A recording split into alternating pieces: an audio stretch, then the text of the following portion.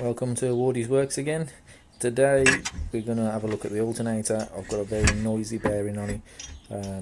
Whilst I'm driving along, it just starts making a nasty noise. Turn the car off, turn it back on, and it does stop for a while. I got my mechanic stethoscope and put it on the different things, and it did sound like it was coming from the alternator, so I decided to have a look at the bearings inside the alternator. So first thing we're going to do is get it off. You've got two 10mm bolts underneath the alternator. To get to it first, it's on the Defender 200 TDI. I'll just remove the airbox and the hose from the indicator to the turbo. There's the hose, keeps falling in the way. And then you've got two 10mm bolts at the bottom, so we'll undo those and get them loose. Just down there, difficult to see, but there's two down there. And then at the top of the alternator there's an adjuster for the tension on the belt, so we'll undo that as well to get the belt off.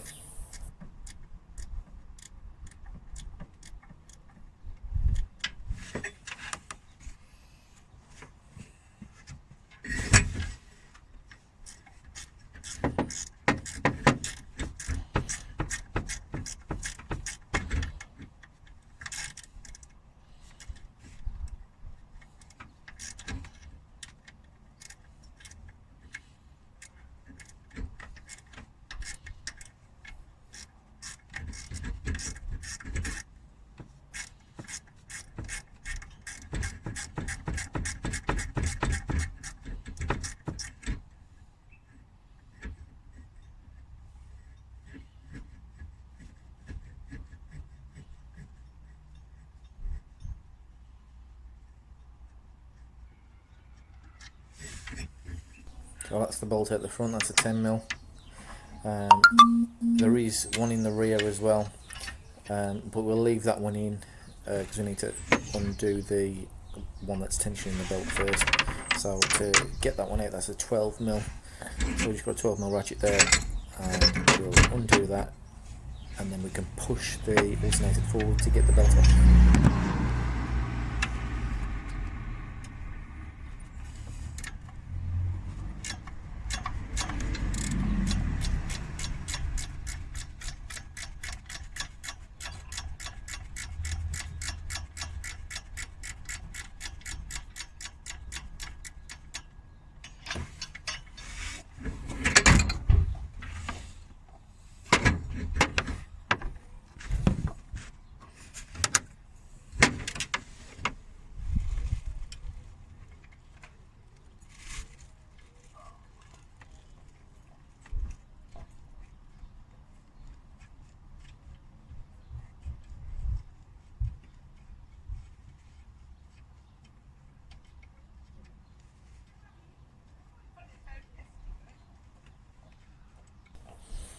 So that's the bolt out of there.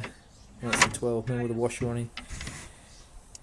So now that's out, we can push the alternator forward. Because we took one out of the bottom, it should be relatively easy to push forward. And then we can undo the belt off the alternator that goes up to the water pump. That's the 10. We're just going to loosen the one off the rear just before we push it forward to make sure it's nice and easy to move. So I'll get the 10mm at the one on the bottom, and we'll remove, loosen that bolt off so we can push it forward.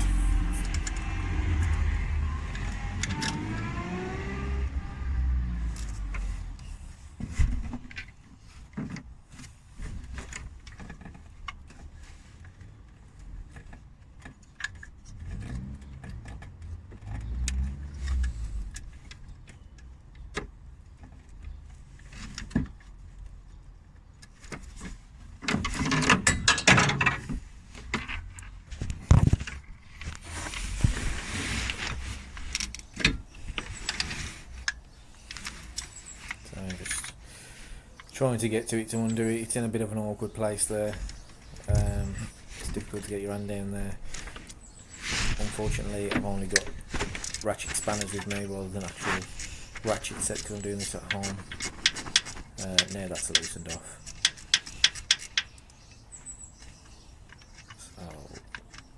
And you can, if you're doing it like this, you can take it all the way out. If you're just tensioning the belt or taking the belt off, then you only need to loosen these off. Because I'm getting the alternator off, I'll take them all the way out, and then I can push it forward and get the belt off. That's the other one out. So now that's out, we'll push the alternator forward and pull the belt off. So there's your 3 bolts that have come out, 2 10mm and a 12mm. There you go, nice and easy to push forward now, and pop the belt off like that. Now, when you're pulling the alternator out, it's still got wires obviously connected to the back of it, so be careful when pulling it out. It's a bit too difficult to get to these wires with the alternator like that. I mean, one's about a 6mm, 7mm nut, and the other's a 10mm. And it's easier to pull the alternator out and undo them where you can see. That's just a couple of little things I'm undoing off the back of it.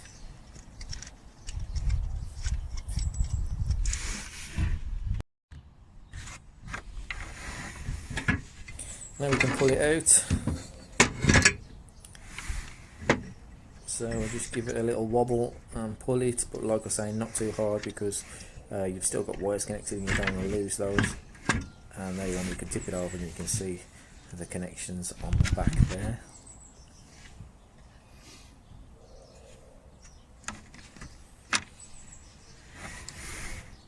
So you've got that one, which is a 10mm, it's got 2 wires, the lives going to it, and you've got the, that would normally go on there with the nut. Them was what I was undoing, there's no need to undo them. Just put them back in place there. So you've got 2 that go to the one. This alternator has been changed from a 45 amp to 100. So you've got the 2 there. The small one is the one that goes to the light and tells you if it's working or not, and the bigger one are the power ones. So they've just had spades put on the end of these, because the alternator has been changed. It did have like a slot fit on there, so you can undo that and pull them out. Sorry for all the noises, I'm getting messages left, right and centre. Undo them, pull them out, and then once they're off, there's nothing holding the alternator down, then you can just undo it. Unfortunately, like I say, I haven't got many spanners with me, so I'm going to have to use a massive adjustable to undo that little nut.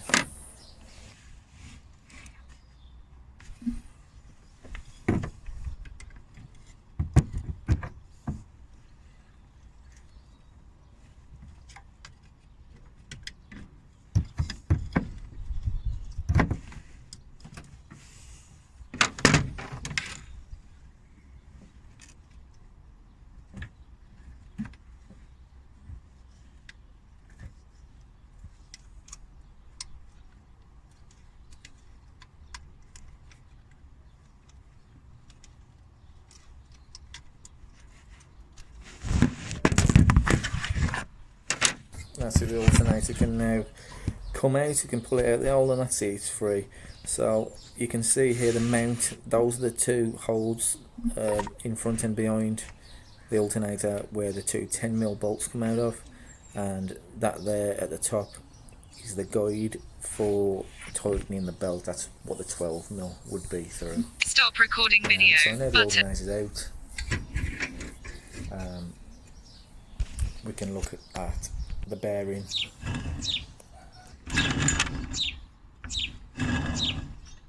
As you can hear, it's very noisy. That's what's been making a lot of noise under my engine, under my bonnet in the engine bay. So what we're going to do is we're going to take this apart. So you've got a 8mm Allen key in the centre, and then you've got a big nut on there. So I'm going to use a couple of spanners because I've got like an 8mm socket for an Allen key fitting. That took a bit of undoing, to be fair. I ended up having to do it on the floor. And then we take that all the way off. It should become hand tight at some stage.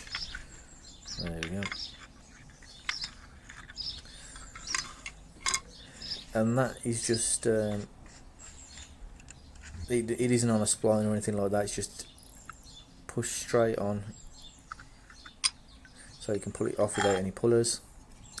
And underneath there is the bearing, so that is the bearing that is causing the issues. So what we need to do is take the alternator apart and replace that bearing. There's a little bit of play in it and it's making a lot of noise. The alternator itself is still working, still charging without a problem, so we just need to take it apart and get that done.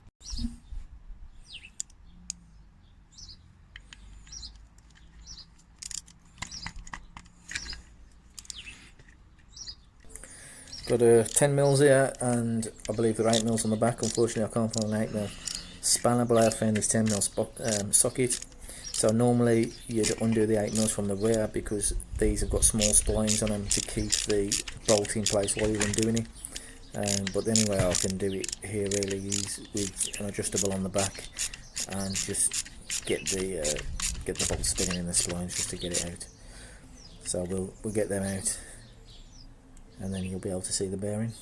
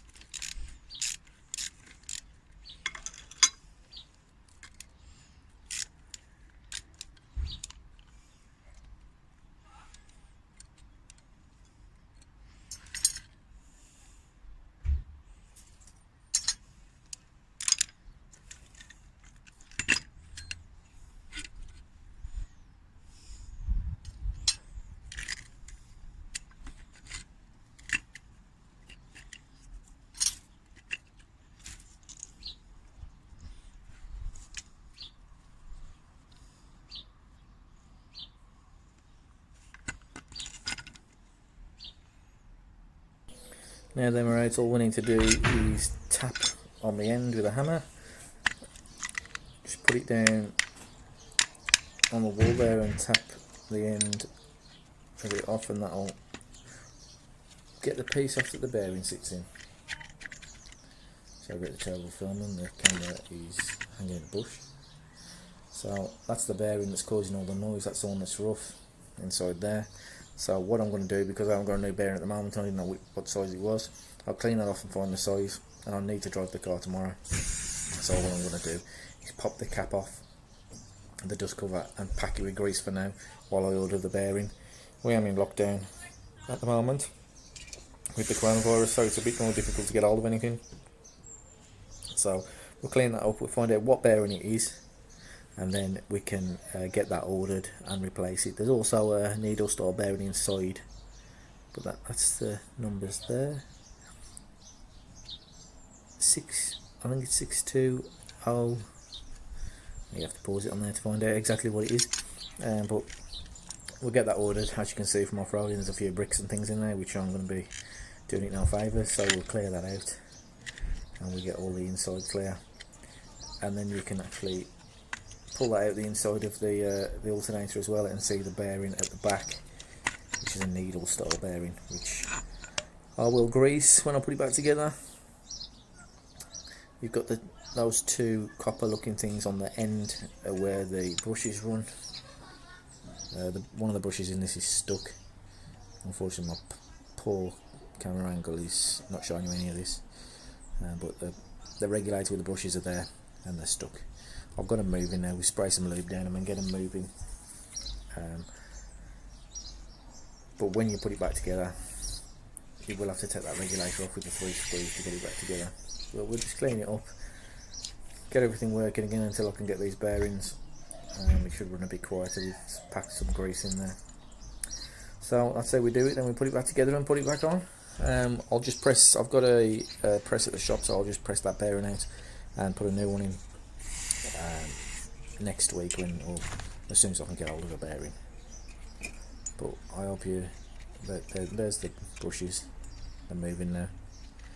And the things in my previous videos that I've showed you that have been stuck, you can get them out without taking the alternator out if you look at my other videos, but they're nice moving now, so that'll keep the charge coming.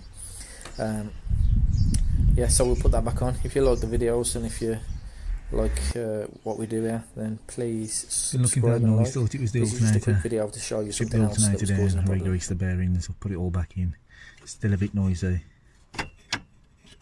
Obviously that other noise it makes, that's just because it's catching, because it's in the right place. But I think I found the actual problem.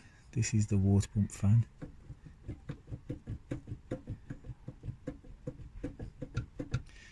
So new water pump. It's been getting hot lately and looking like it's going to overheat, so as well it's probably busted bits inside. So I'm going to have to buy a new water pump.